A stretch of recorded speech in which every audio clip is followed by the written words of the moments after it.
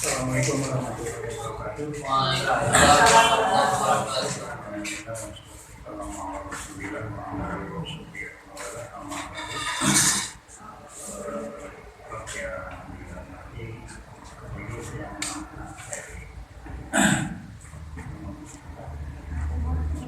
Teman-teman juga alhamdulillah di ini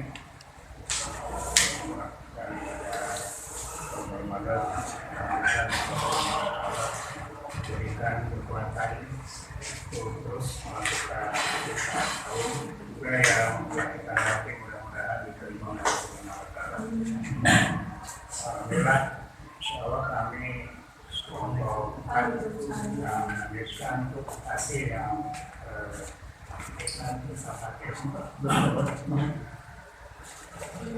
untuk pemaparan atau antara para silakan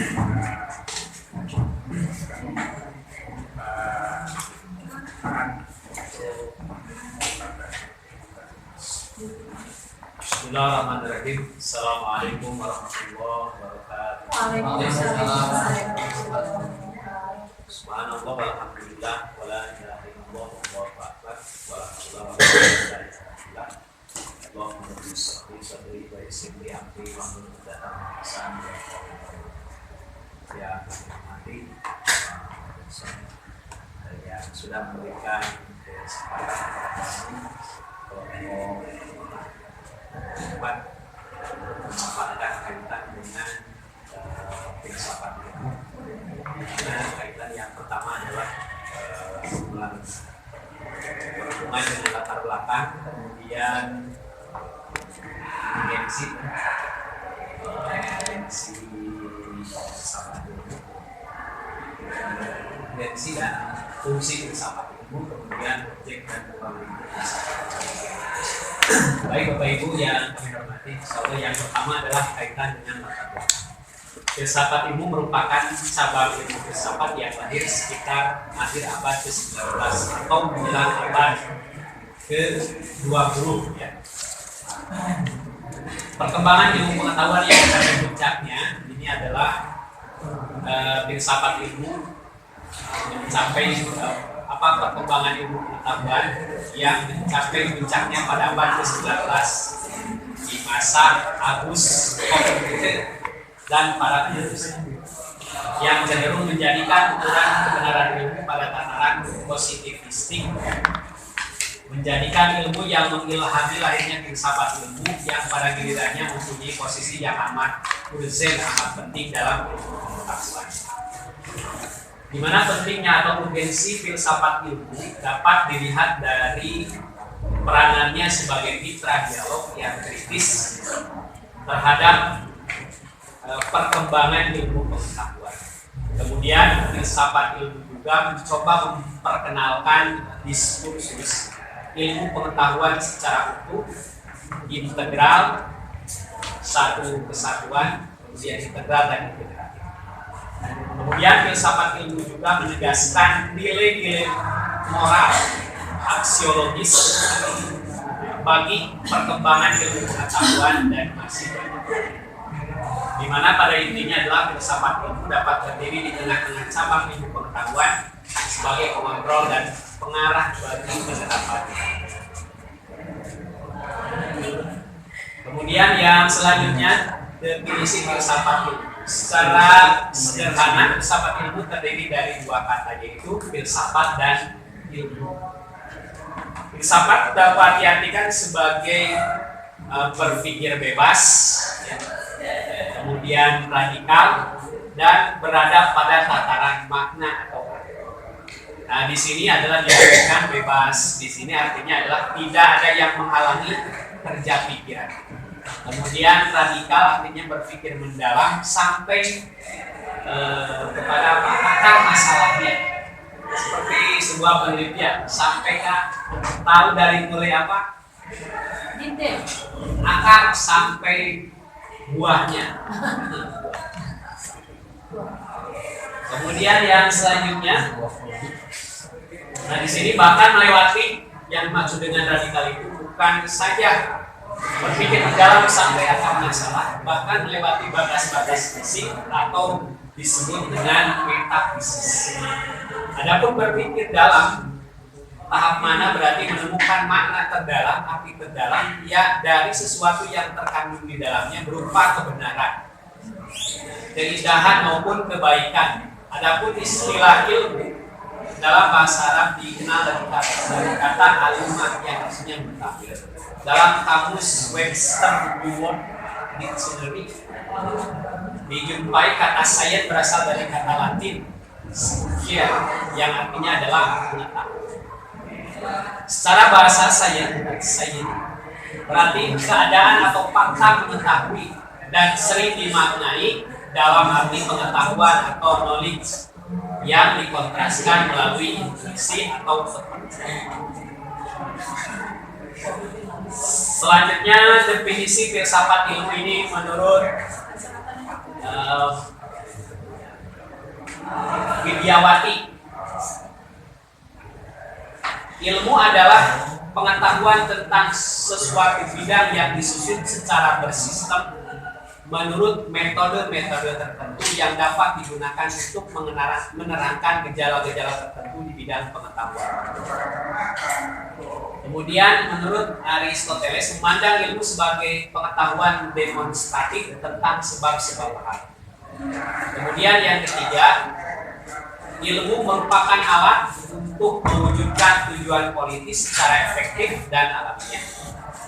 Yang keempat, dalam beberapa kamus besar berbahasa Inggris antara lain mendeskripsikan bahwa science is knowledge framed system specially obtained the observation and testing of fact.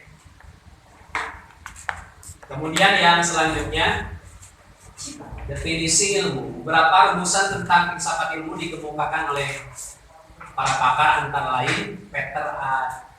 Angeles bahwa filsafat ilmu merupakan suatu analisis tentang ilmu dari berbagai tinjauan, termasuk logika, metodologi, sosiologi, sejarah ilmu dan lain-lain.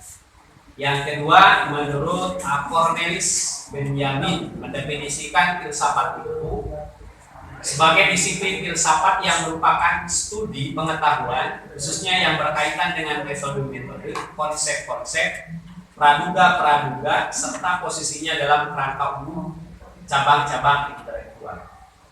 Kemudian intinya adalah filsafat ilmu itu sebuah usaha merefleksi, menguji, mengkritik perkiraan serta metode keilmuan. Sebab kesamaan terjadi di kalangan umat terbaru adalah menerapkan suatu metode ilmiah tanpa memperhatikan struktur ilmu pengetahuan itu sendiri.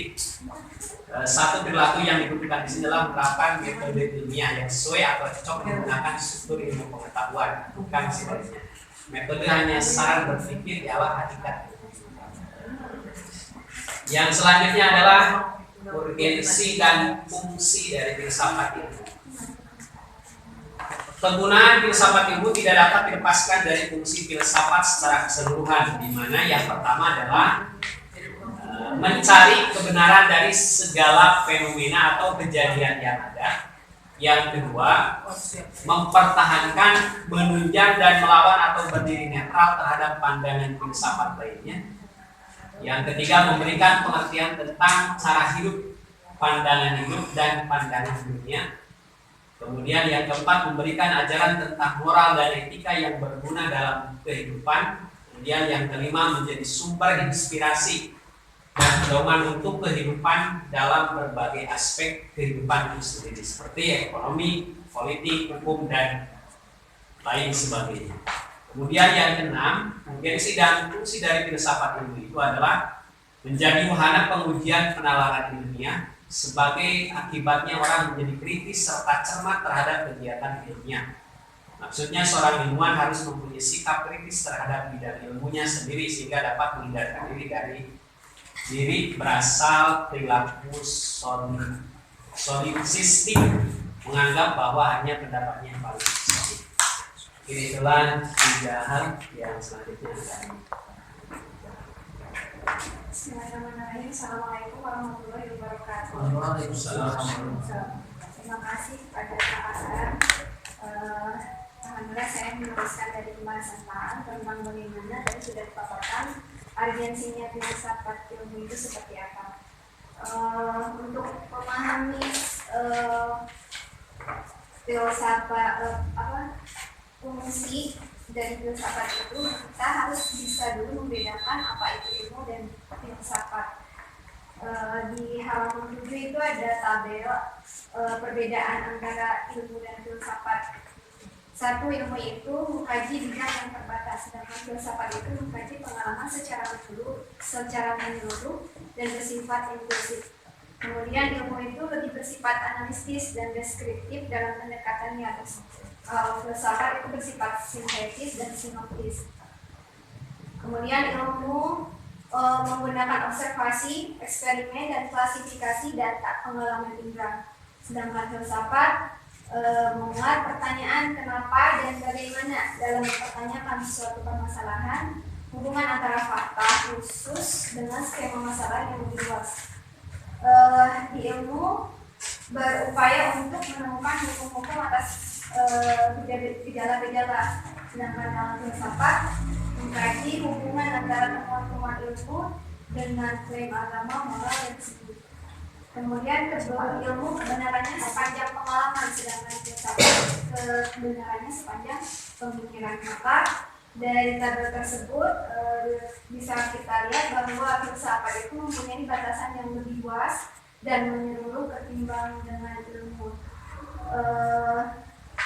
Namun filsafat dan ilmu ini mempunyai kesamaan dalam menghadapi objek kajiannya, meski dengan pendekatan yang berbeda. Ilmu mengkaji hal yang bersifat empiris dan dapat dibuktikan, sedangkan filsafat mencoba mencari jawaban terhadap suatu permasalahan yang tidak bisa dijawab oleh ilmu dan jawabannya bersifat spekulatif. Filsafat ilmu menyampaikan pendasaran logis terhadap metode keilmuan. Kemudian setiap metode ilmiah yang dikembangkan wajib dapat dipertanggungjawabkan secara logis, rasional, supaya bisa dapat dipahami serta digunakan secara awal. Semakin luas penerimaan dan penggunaan metode ilmiah, maka semakin valid metode tadi. Kemudian dapat dipaparkan tentang fungsi filsafat secara keseluruhan, yaitu satu, untuk mencari kebenaran dari segala fenomena yang ada. Kedua, mempertahankan, menunjang, dan melawan atau berdiri netral terhadap pandangan filsafat lainnya. Kemudian yang ketiga, memberikan pengertian tentang cara hidup, pandangan hidup, dan pandangan dunia. Keempat, memberikan ajaran tentang moral dan etika yang berguna dalam kehidupan. Yang kelima, menjadi sumber inspirasi dan pedoman untuk kehidupan dalam berbagai aspek kehidupan itu sendiri, seperti ekonomi, politik, hukum, dan sebagainya. Kemudian keempat, ilmu menjadi wahana pengujian penalaran ilmiah.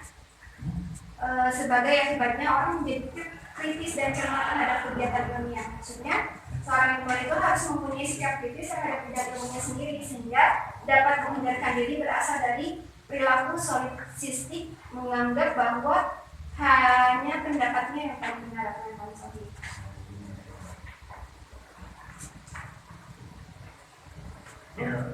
objek dari ruang lingkup filsafatnya mungkin dilanjut manfaat dari filsafat ilmu. Filsafat ilmu berusaha mengkaji hal tersebut guna menjelaskan hakikat ilmu yang mempunyai banyak keterbatasan sehingga dapat diperoleh pemahaman yang padu mengenai berbagai fenomena alam yang menjadi objek ilmu itu sendiri. Untuk itu filsafat ilmu bermanfaat satu, melatih berpikir radikal tentang hakikat ilmu. Dua, melatih berpikir reflektif di dalam lingkungan ilmu. Tiga, menghindarkan diri dari memutlakkan kebenaran ilmiah dan menganggap bahwa ilmu sebagai satu-satunya cara memperoleh kebenaran. Empat, menghindarkan diri dari egoisme ilmiah, yakni tidak menghargai sudut pandang orang lain di bidang ilmunya. Yang kelima, membentuk ilmuwan buat tidak terjebak menggunakan pola pikir yang hanya berpikir murni pada bidang ilmunya tanpa mengkaitkan atau menggunakan fenomena yang ada. Kemudian yang terakhir, memberi penerangan tentang keberadaan insan buat mengembangkan ilmu pengetahuan serta teknologi yang menjadi tujuan hayati lebih baik. Nah, itu 7 manfaat dari filsafat. Kemudian objek dan lingkungan filsafat. Dalam konteks tersebut yang dicari adalah objek material. Objek materi disoroti dari berbagai macam sudut pandangan seperti sejarah, seni, ekonomi, antropologi. Sudut pandang ini juga disebut objek formal. Pemahaman sudut pandang atau pandangan terhadap objek material yang sama ini berbeda menurut objek formalnya. Objek formal adalah merupakan pendekatan dari objek material sedemikian sehingga memberikan ciri atau mengkhususkan bidang kajian yang bersangkutan seperti seni, sejarah, ekonomi, atau antropologi. Dengan demikian, ciri khas filsafat adalah sebab-sebab pertama, sebab-sebab terakhir, atau sebab-sebab dalam atau terdalam dari objek materialnya, yaitu manusia yang sedang mengembara di dunia ini menuju akhirat.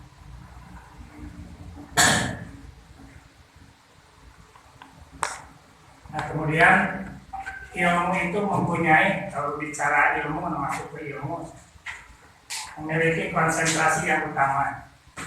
Satu, jajak tentang banyak sekali konsep, peranggapan, serta metode ilmu. Berikut analisis, perluasan, dan penyusunan pada memperoleh lebih baik serta cermat. Kemudian jajak pembenaran tentang proses penalaran pada ilmu berikut strukturnya. Yang ketiga, jajak tentang saling kaitan di antara aneka macam ilmu. Yang keempat, jajak tentang akibat pengetahuan ilmiah bagi hal-hal berkaitan dengan penerapan dan pemahaman manusia. Ya, mungkin itu yang dapat disampaikan oleh kelompok kami dari mulai definisi, kemudian urgensi, manfaat, juga perbedaan antara ilmu dan filsafat. Yang selanjutnya ya kita akan menampung beberapa pertanyaan juga pernyataan dari teman-teman. Dipersilakan.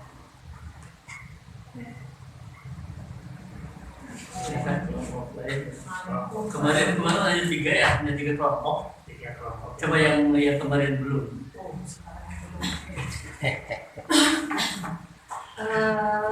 Dari kelompok 3 belum ya Pak? Pak Haji udah belum Pak Haji? Udah. Oh udah. Kemarin. Dua yang kemarin udah. Masih kan kelompok.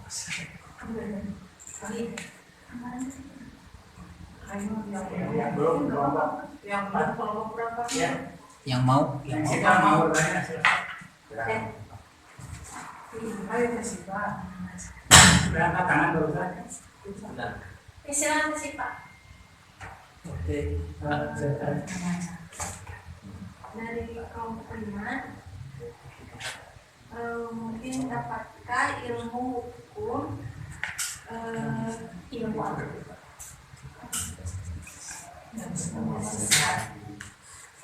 Dapatkah ilmu hukum mensistensikan tiga teori kebenaran menjadi satu kesatuan pandangan, sehingga dihasilkan satu kesimpulan bahwa yang benar adalah menunjukkan keteraturan pikiran atau koherensi sesuai dengan fakta dan bermanfaat.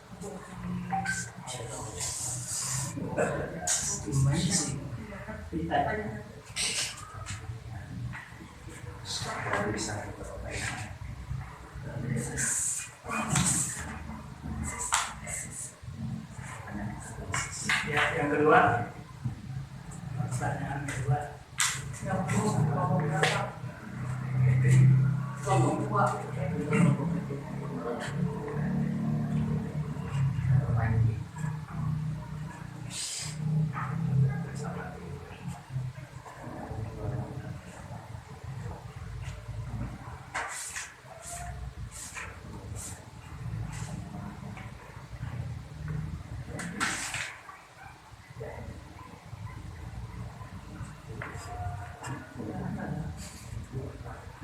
Nah ya, Ya, Pak Haji.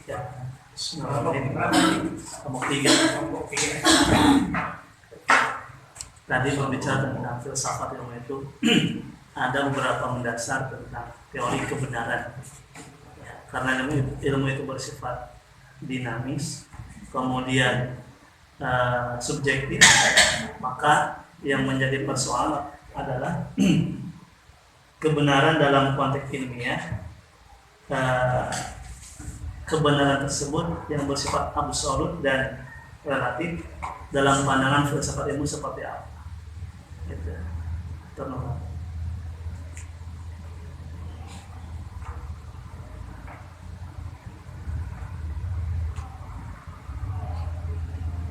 terus. Satu lagi boleh Pak? Enggak? Ya, silakan. Bagaimana filsafat ilmu membantu dalam memahami batasan dan kemungkinan pengetahuan manusia, dan bagaimana hubungannya dengan metodologi ilmiah? Bagaimana filsafat ilmu membantu dalam memahami batasan dan kemungkinan pengetahuan manusia, dan juga dengan hubungannya dengan metodologi ilmiah?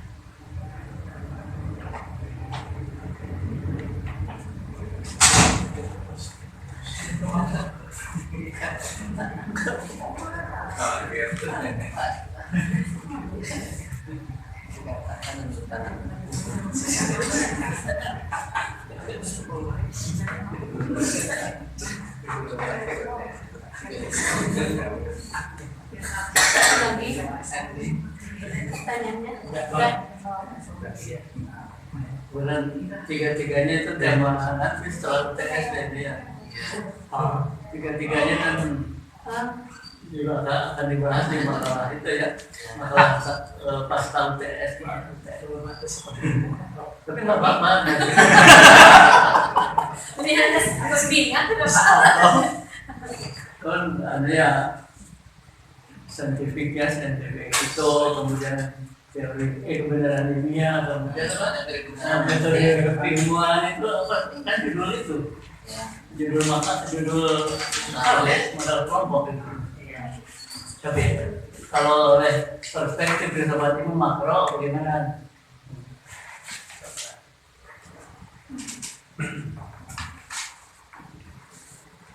Kan baru covernya, kita baru covernya ya.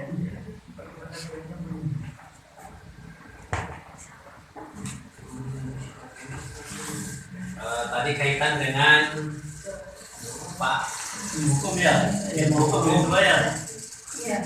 ilmu hukum Iya. Ya, hukum.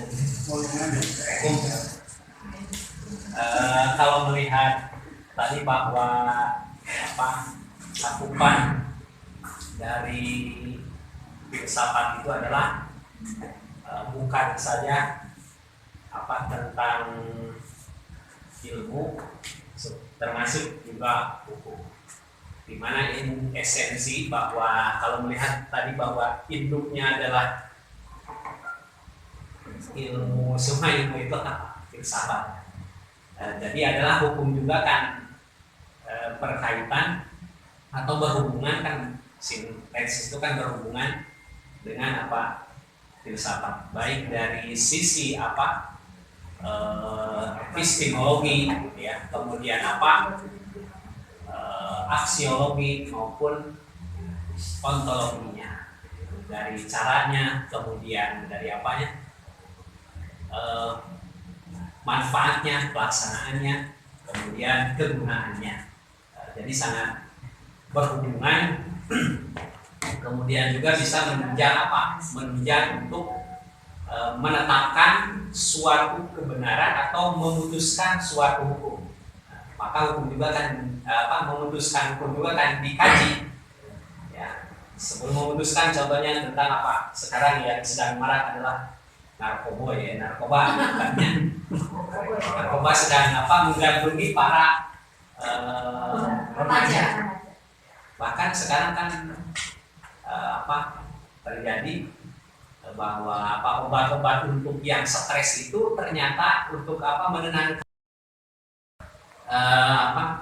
mendorong ataupun mengkaji untuk menetapkan bahwa sebuah kebenaran itu menjadi kebenaran yang mutlak. Kemudian juga bisa juga untuk membenarkan kebenaran yang relatif. Maka itu adalah dikaji secara mendalam dengan menggunakan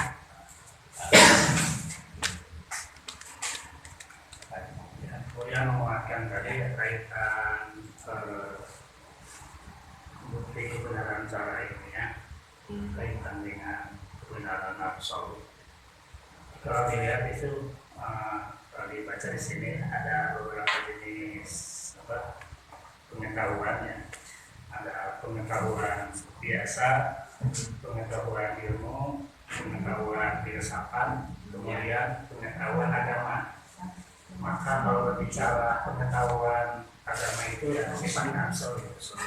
Kalau yang kita itu ya akan tidak kemana dalam pengembangan proses berpikir radikal atau berpikir secara mendalam sampai nyampe ke akar-akar itu.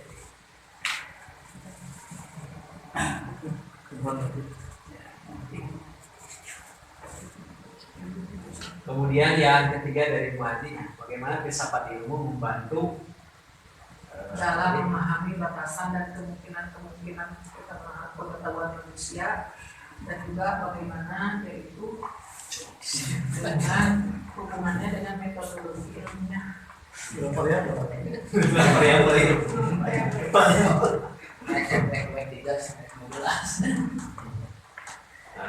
Yang pertama adalah pastinya filsafat ilmu itu sangat membantu tadi ya, membantu untuk menemukan kebenaran secara ilmiah. Kan tadi filsafat itu adalah berpikir secara mendalam, ya, kritis, kemudian yang radikal, dibongkar sampai ke akar-akar, bongkar itu biasa namanya. Terbongkar, jadi diketahui akar masalah, sehingga ketika ditemukan sebuah sampai ke akar masalahnya, berarti akan ditemukan solusi yang konkret atau disebutnya adalah solve. Solusi yang konkret untuk mengatasi berbagai permasalahan yang terjadi. Kemudian juga bisa mengantisipasi permasalahan yang lainnya. Itu yang disampaikan, dan nanti kita ini insya Allah sesuai dengan kelompok yang akan bukan itu lebih detail. Itu baru gambaran dari beberapa dari filsafat ilmu yang masuk gitu ya. Insya Allah nanti lebih detailnya sesuai dengan tugas kelompok yang telah dibagi. Kalau gitu ada ya kelompok 6 ya. Iya. Lebih layak Pak. Atlet ya. Dari awal kelompok 1 sains apa kayak hukum kayak apa perspektif filsafat ilmu kan. Lalu kalau tadi apa teori ilmiah juga kelompok apa 3 ya. Teori ilmiah. Jadi ilmiahnya tadi itu ilmiah apa ya, kalau agama ilmiah apa?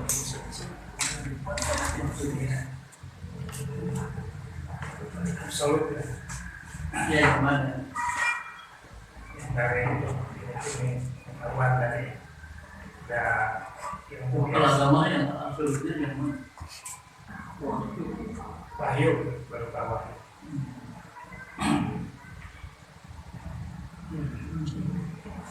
Kalau penafsirannya kan tidak absolut kan.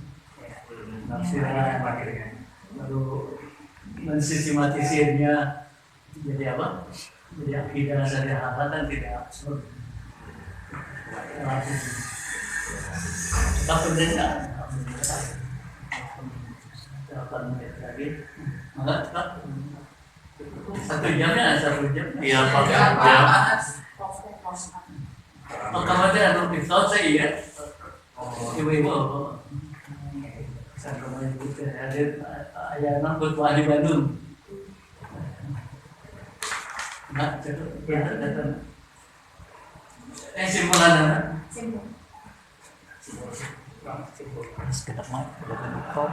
Kesimpulannya mungkin dari filsafat ilmu itu adalah pemikiran filsafat ilmu itu tentang pemikiran reflektif terhadap persoalan-persoalan mengenai sifat dan landasan-landasan ilmu yang mencakup konsep-konsep pangkal, anggapan-anggapan dasar, asas-asas permulaan, struktur-struktur teoritis dan ukuran-ukuran kebenaran kebenaran.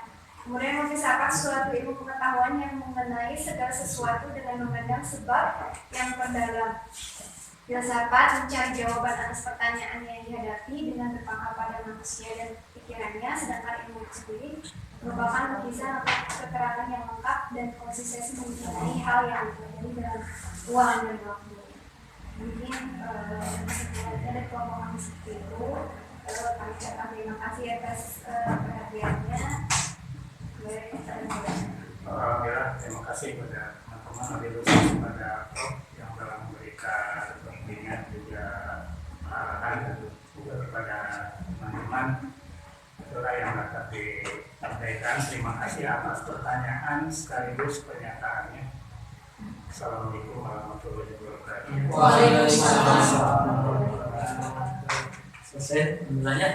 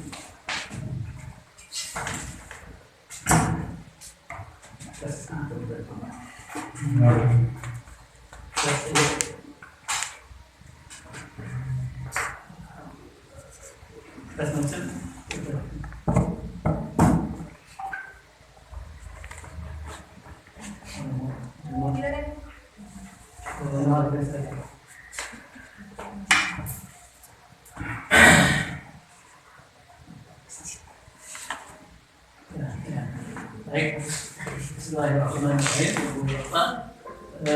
Ini judul sesuai dengan mata kuliah ya, filsafat ilmu. Setelah filsafat, lalu ilmu, lalu apa logika dan teori. Nah, sekarang masuk ke filsafat ilmunya.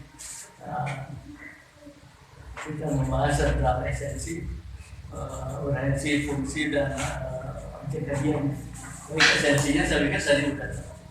Jadi filsafat itu adalah pemikiran yang menjadi landasan dan dari setiap ilmu saja ilmu pengetahuan atau saja, jadi landasannya adalah filsafat itu. Itu juga untuk melihat bagaimana korelasinya dengan kehidupan. Nah, ini lebih aplikatif, lebih pragmatis. Jadi, sebetulnya sama dengan filsafat juga. Tapi filsafat itu adalah bedanya dengan filsafat jadi apa? Kalau filsafat kan pemikiran dasar ya, pemikiran dasar ini pemikiran. Baik, boleh dikatakan filsafat ilmu itu adalah tinjauan filosofis, tapi mempunyai karakteristik lainnya, kritis, analitik, metodik, logik, dan kemudian reflektif. Jadi ini titik tekannya ke reflektifnya itu.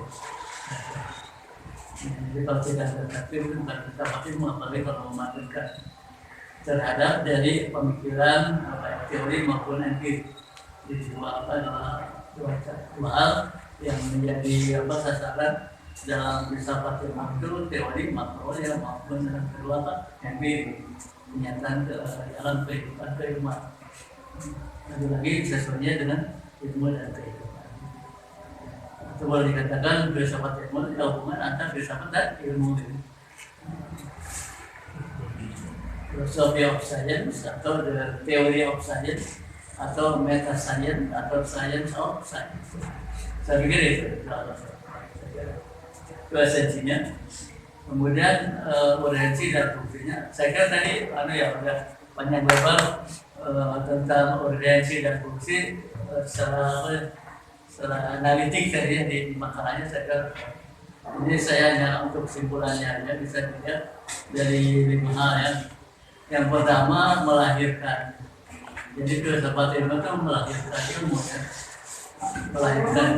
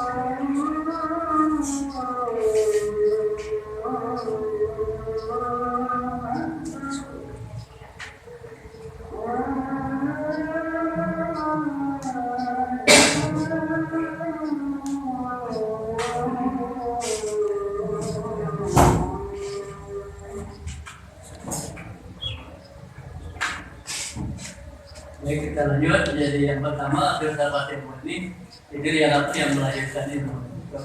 Walaupun sebetulnya kalau mungkin besarannya sejak zaman Yunani tetap aja juga ya, pertama ilmu-ilmu di bidang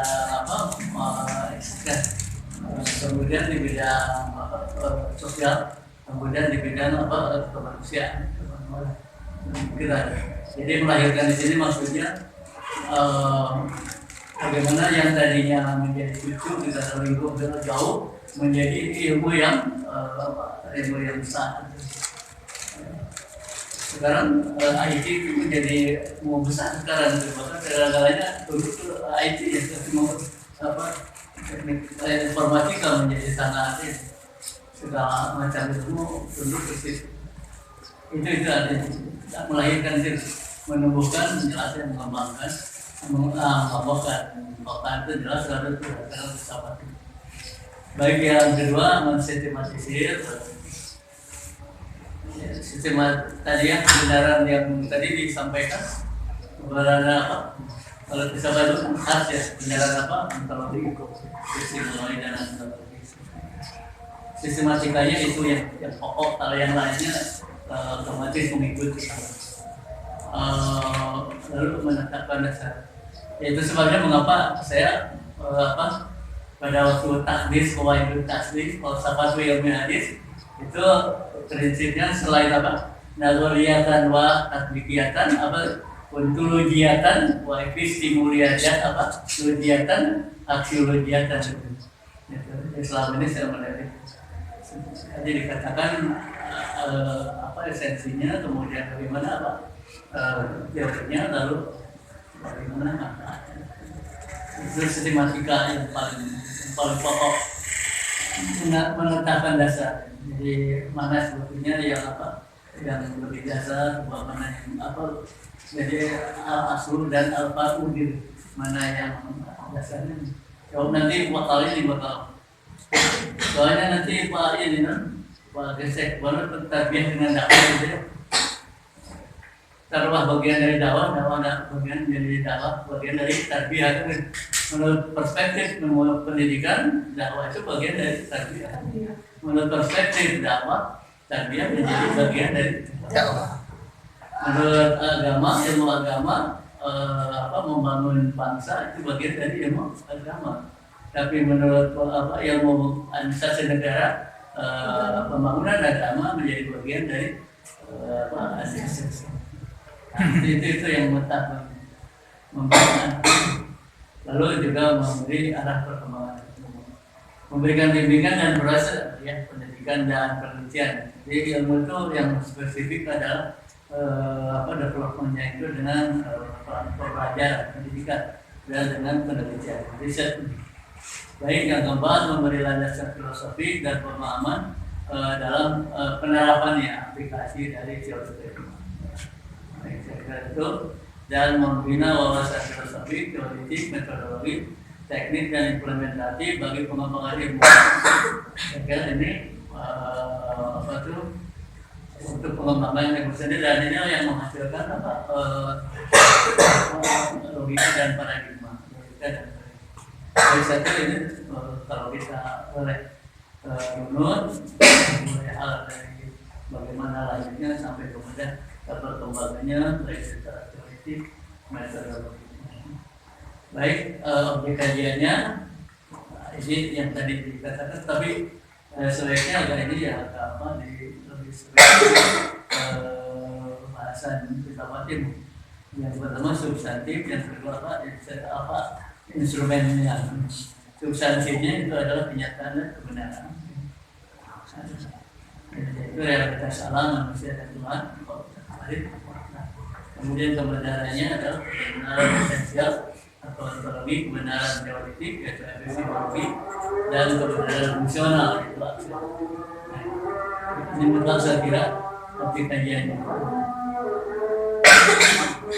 Kemudian yang kedua instrumentasinya ada konfirmasi dan inferensi. Konfirmasinya ada eksplanasi, prediksi, interpretasi, dan kemudian juga tentang kebenaran tadi. Ya, kemudian inferensinya ramalan atau prediksi secara logik maupun yang bersifat implementasi dari hal yang sifat objek formil.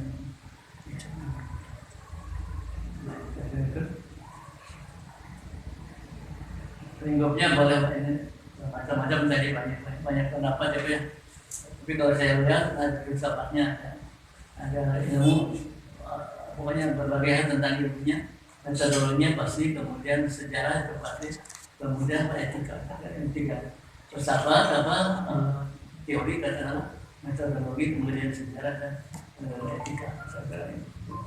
Cakupan filsafat ilmu untuk suatu ilmu. Jadi nanti ilmu yang filosofi itu pasti ada filsafatnya, pemikiran dasarnya apa, kemudian apa produk ilmu itu maksudnya ilmunya, apa teori-teorinya, produk ilmu itu teori kan, ya. Kemudian metodologi pasti, metodologi untuk masing-masing ilmu itu khas. Banyak penelitian juga, penelitian administrasi itu beda dengan penelitian pendidikan, beda dengan penelitian ekonomi gitu. Kuantitatif ekonomi sama kuantitatif administrasi manajemen lain. Begitu juga sejarah perkembangan itu masing-masing itu.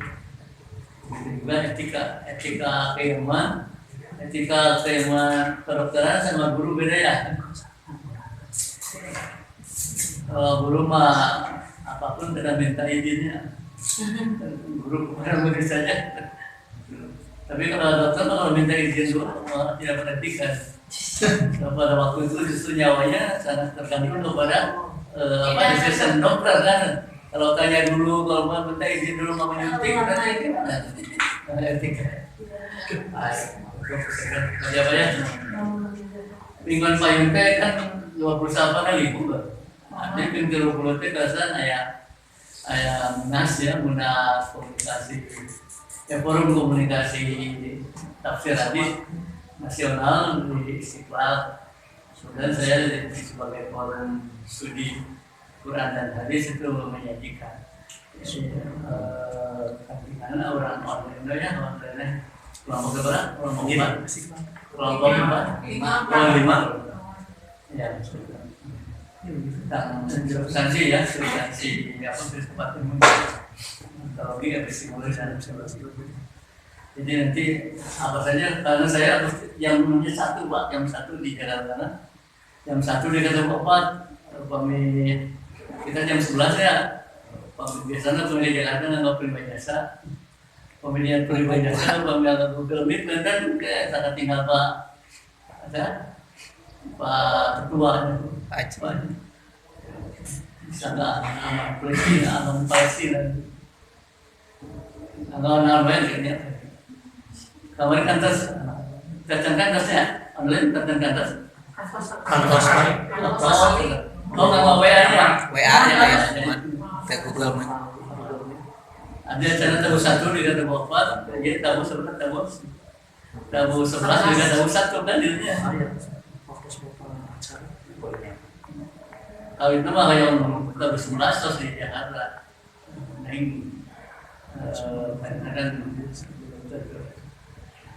Pasti minggu oke Jumat oke disarankan waktu libur disarankan kuliah Online. mungkin karena sesade kan mingguan payudan terus kuliah kan kuliah terakhir sebelum lebaran ketinggalan nama bagi mingguan Jumat payudan saya minggu 5 ya minggu 5 April lebaran 30 belum ada minggu 5 terus di bulan